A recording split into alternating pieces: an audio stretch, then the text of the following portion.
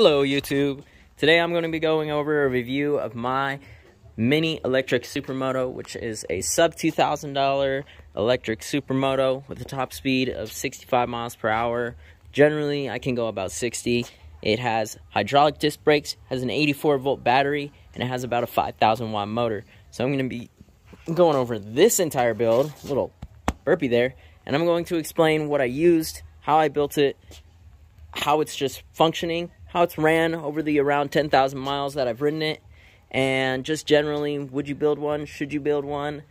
I'm just going to answer that now. Yes, you should, but let's get into it. So as said before, this is around a 5,000 volts, even though the motor is rated 3,000, 5,000, 6,000 peak watts volt motor with a 4,300 RPM, although it can go up to 6,000 RPMs. Motor, little electric Supermoto. I have an 84 volt battery on it with a 45 amp output, and this Supermoto is pretty darn epic.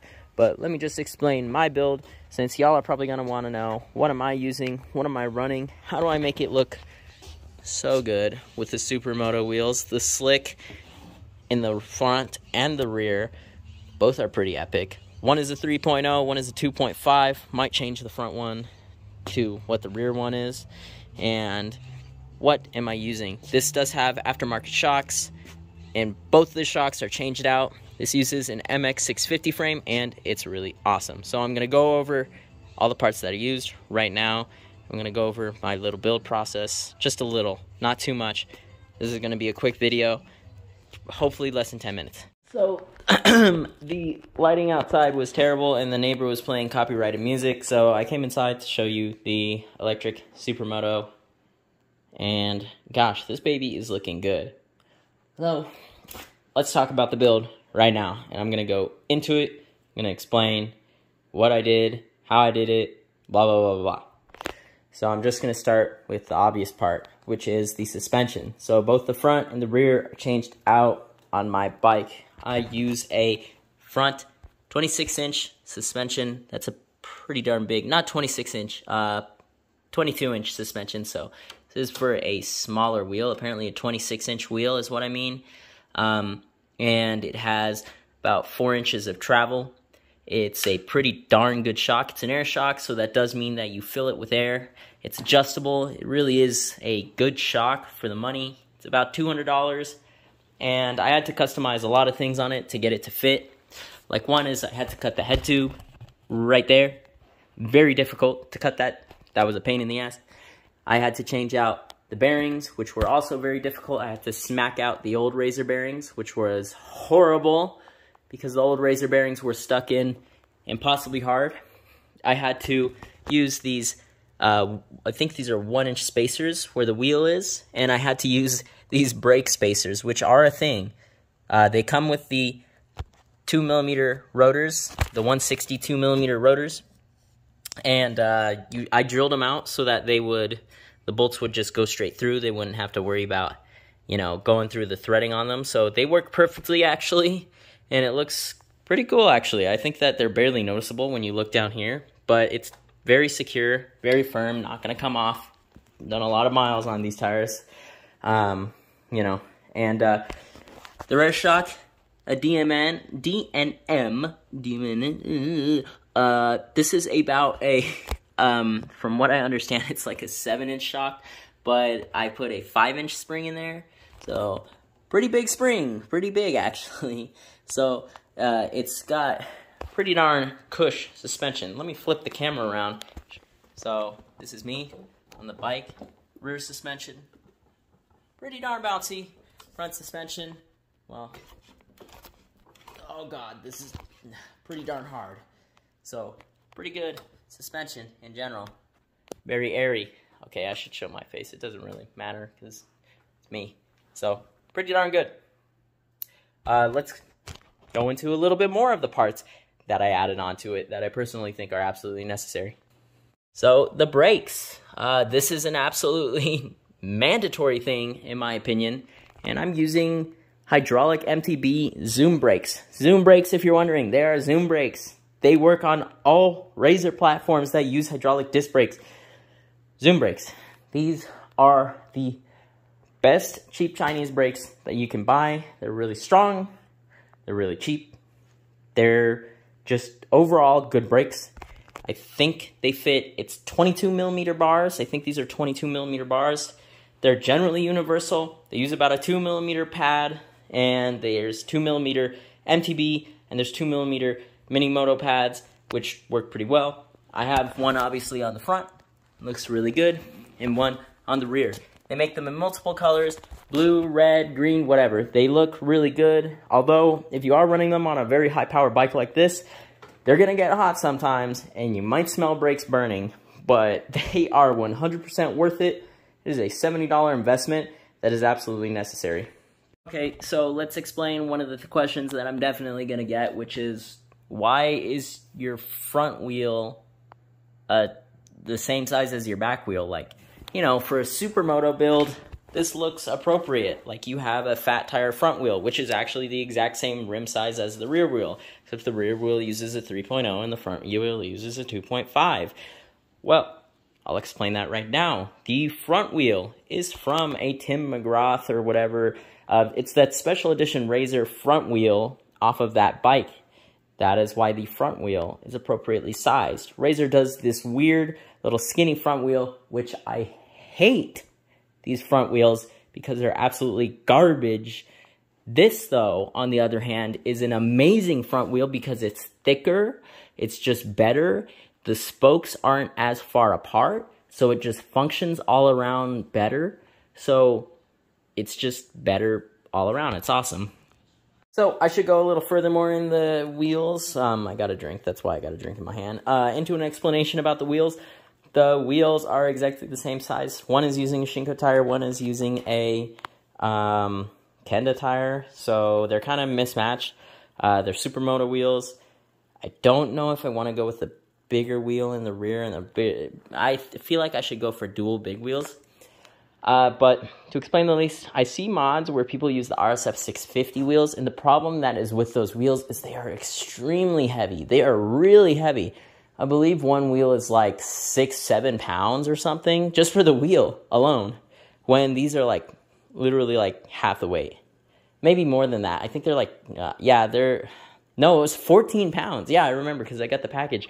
So the rear RSF 650 wheel is 14 pounds, so these are 6-7. Sorry, I said that wrong. So these are way, way, way lighter. They're going to be way more efficient than the RSF wheels. And also the brake's going to fit. Like, you're not going to have to worry about your brake not fitting like on the RSF wheels. The RSF wheels, the brakes are really wonky. You got to tweak with them, and you won't have a front brake because of how the Razor is set up. But with these wheels, you will have a front brake. And if you're wondering, why are they gold? That looks dope. Well, they're gold because I painted them. Because Supermotos have gold wheels and they look dope. So those are the wheels. Let's get into the next thing. So this bike uses a 84-volt battery that is key switch. So that means this is not turning off the battery. It's a plug-in battery. This is a electrical cutoff. So it'll mean the bike won't function when this key is taken out.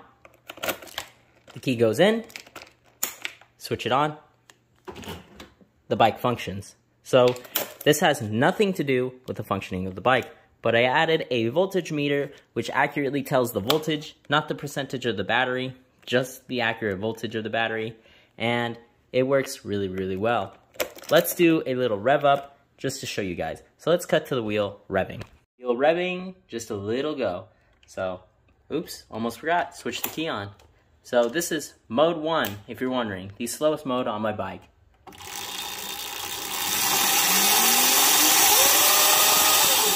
That's the slowest. Let's go straight into mode 3.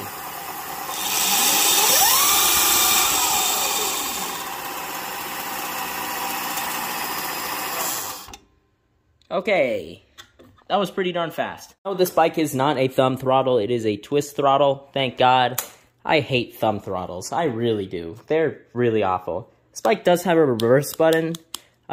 Don't use this. Just all I'm saying is just hook up the motor to where the reverse button doesn't function. Because even though you can slow down if you use the reverse button, don't do that. Because you're going to fuck up your motor. Because this is a really powerful high RPM motor. Don't break your motor, is all I'm just going to say. Motor is a BLDC Kunray, pretty generic electric Chinese motor. This is the stats on it. So 50 amp, 72 volt, 3000 watt motor. And you can see it gives just a general output. Minimum running voltage is 42 volts. So this baby functions on a 48 volt battery, which you can totally use in this kit. It's a really awesome motor. Motor peaks, Motor peaks about 5,000 watts. It's using a HT8, I'll put the name maybe right here, chain, which is way thicker than the Razor one. It uses a smaller sprocket. That's a good thing, believe it or not. The chain is thicker. It's not more likely to break. It's generally a more reliable chain. So don't use the Razor chain, in my personal opinion, just because the Razor chain sucks a lot. So do not use the Razor chain. You can use the Razor chain tensioner, because this chain will fit in the Razor chain tensioner, because the Razor chain tensioner generally fits the same size. One of the parts that I will say that if you are going to build one like mine is going to be buy a few chain tensioners. I have a few on standby, and I carry one in my box just for the sole fact that these babies are probably going to break along the road.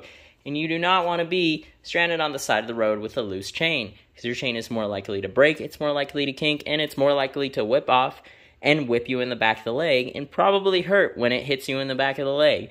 So don't have only one of these chain tensioners on standby. Have a few. Trust me, it's an absolute necessity. Let's get into this. You're probably wondering, why does it look like that? Why do you have a cover on the side? I don't see a cover on Razors. And that's for a simple answer, which you already know, is that I just wanted to cover the battery, protect it, also make it lockable so that no one could steal the battery out, because it's impossible to steal the battery. So how I made these side panels was I literally bolted, so I'll show you, it's going to be easier to explain.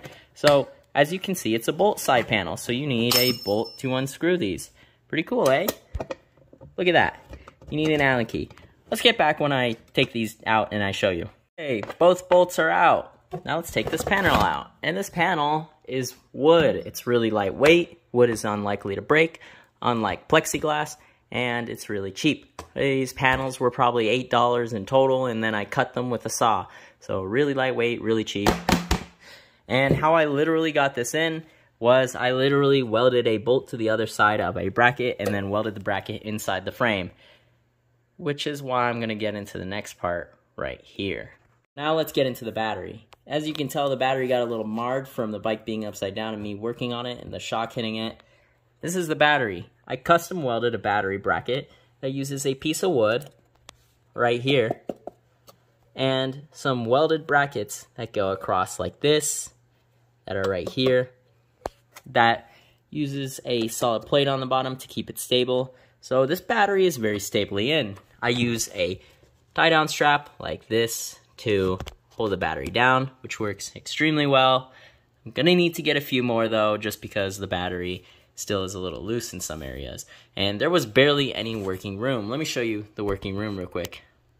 I had to cut the Razor frame in multiple spots, reinforce it, weld it in a few spots, and this battery, this is a very good, I mean, my welds, they look like absolute, but they function really well. So that's how the battery gets in. This is a 84 volt, 45 or 50 amp hour battery. I'll put the stats right here, probably right here. And this is the battery that runs the whole bike. This bike is capable of going 60 to 65 miles an hour. About 65 is the top. If I put in a smaller cog, I can get 70 out of it, but the motor gets hot. So that is the battery that runs this entire bike platform. So that, if you wanted to know, this is the battery right here. It doesn't come black, it comes blue. It is covered in a soft wrapping film, which just generally protects the battery, and it generally makes the battery, in my personal opinion, look better. Maybe I needed to run it without these panels on, so, you know, it works pretty well. And I did peel the stickers off, if you're wondering, and paint the seat, so that's why that's like that. So that is, for the most part, most of the bike. I'm going to go into a few other things right now that I would modify on this bike, and that you should too if you're going to build one pretty similar to mine. So if you are going to build one like mine, an absolute necessity is a front light. This bike does get pretty long in large range, so a front light is an absolute necessity because you're inevitably going to ride at night. So you better get ready to ride at night by getting a front light. The next thing is absolutely the voltage meter. Yes, that is right, I did say the voltage meter, because this baby is going to eventually be running a little low, and this baby gets about 30 to 50 miles of range. So if you're about 30 miles out and you're like, dang, I don't want to turn around and die before I get back, you should have this baby. And the minimum running voltage for this big old battery is about 60 volts. So 60 volts is your dead. And 84 volts, 84.3 volts or so is your 100% full. So you're going to want that voltage meter. The key is definitely another necessity. You want to park it somewhere, put the key in. You know, there's the key. Very simple. Switch key. Completely cuts the bike out. Bike is non-functional. Plug the key in. It's functional. Well, did I switch it? Oh. Okay, there we go. You know, the shocks are definitely a necessity. Obviously, the hydraulic disc brakes, because of the speeds it's going to be going, are a necessity. Don't listen to people when they say that the Razor disc brakes are good, because they're not. They're absolute garbage. You're going to have to change out for hydraulic disc brakes. Again, people always ask, what are the disc brakes you use? Zoom hydraulic disc brakes. Zoom.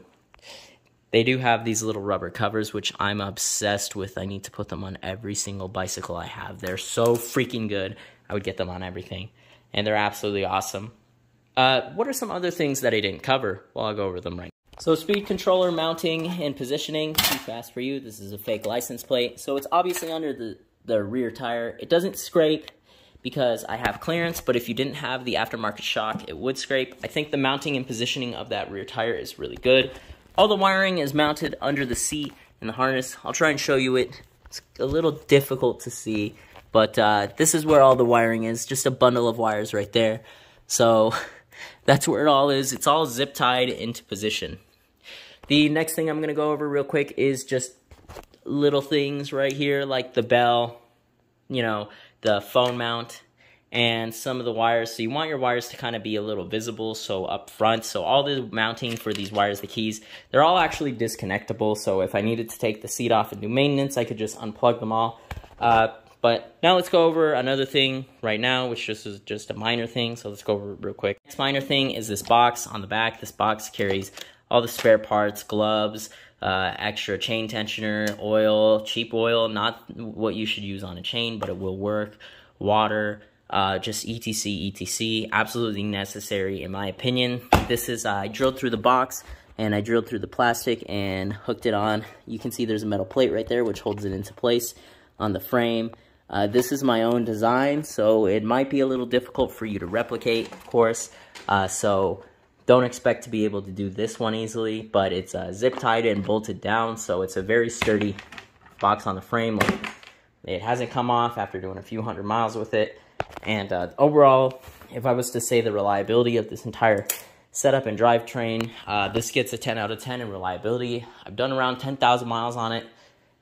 There are a few things that have broken. I have damaged the speed controller, not broken it, but damaged it. So sometimes it will get a little stuck on top speed. Of course, I have the good brakes, so I could brake the motor if I really wanted to. Or I could just quick reset it. That rarely happens, but it does happen occasionally. The next thing that did break is these chain tensioners. They do have a tendency to break after like a few thousand miles. It really sucks when they break on the road, so please carry an extra one on you. I can't stress it enough how good a reliable chain tensioner is. A few other things like that I would say carry as a spare are the Allen keys, and just obviously carry a little extra battery, maybe have a small, you know, 42 volt or 47 volt functioning battery just that you carry in your backpack, just in case. You never know, your battery could just explode. But besides that, the bike has absolutely been wonderful. This is probably my favorite build ever. Sub $2,000. I would say if I was to sell it, I would sell it for more than that, just because the work that I put into it is extremely custom. But this is a custom-made electric Supermoto, 30 to 50 miles of range, and it's absolutely awesome. You want to build one yourself? I'm going to list all the parts down below that you would need to build one yourself. Just for the easy one, I'm going to make a separate video for that. And that's going to be the end of the video. If you thought this was worthy of a like, just do it. If you thought it was worthy of subscribe, just do it. Okay, now before the video ends, let's just do a little ride, and I'm going to show you how it rides. I'm going to show a few different angles, a few different speeds, and we'll just see how this baby rides and how it handles, because it handles really well, especially with these slicks and the fatter tires on them. And let's just go into that right now. So if y'all are wondering what this bike is like to ride with these Supermoto wheels, and I'm going over this in a different video, but I'm filming this before because I don't want to turn on the headlight because it's a little hard to see at night. But we're going to ride this baby right now. I'm going to show you how she performs. So let's go. So if you're wondering, 0 to 60 is about 10 seconds. It's not super fast, but 0 to 40 is about 4 seconds. So let's give this baby a ride.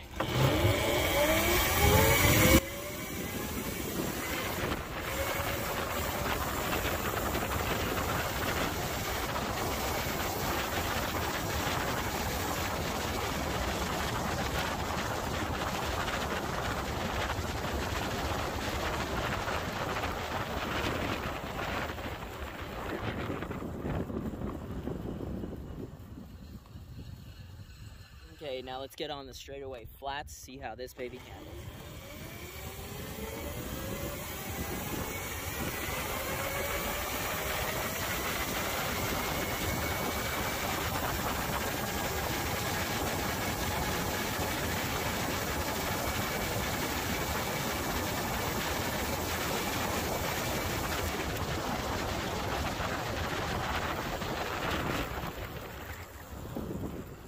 Okay, now let's do some maneuvering.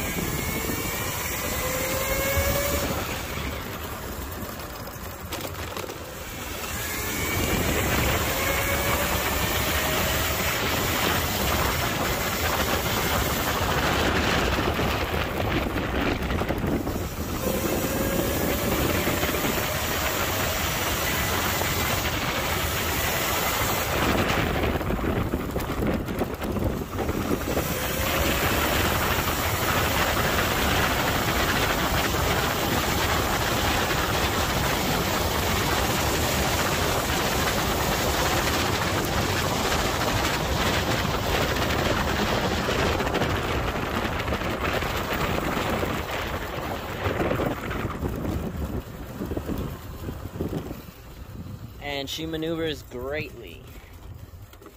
All right.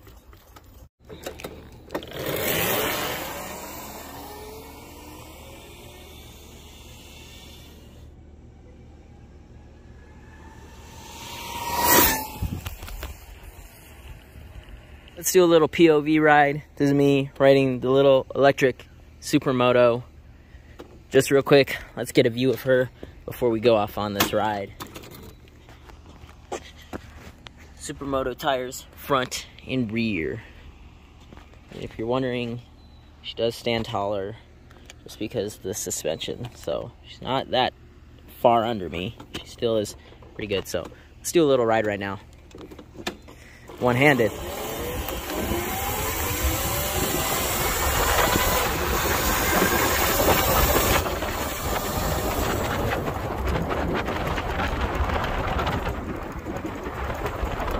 It's really hard to ride one-handed, to be honest.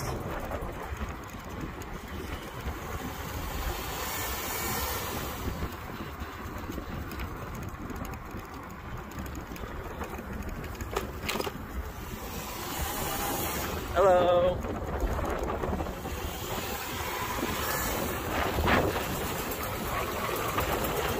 And these Supermoto wheels look so good on this, especially painted the gold color that they are.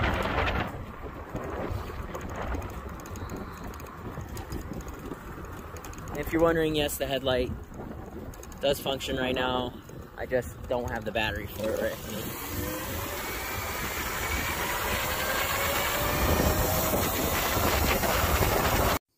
Okay, that's the end of the video. If you enjoyed the video, please like and subscribe. And if you didn't, well, then just don't like and subscribe. I'm going to try to list all the products that I use down below. And that'll really be it. Please just enjoy this last little minute of riding here.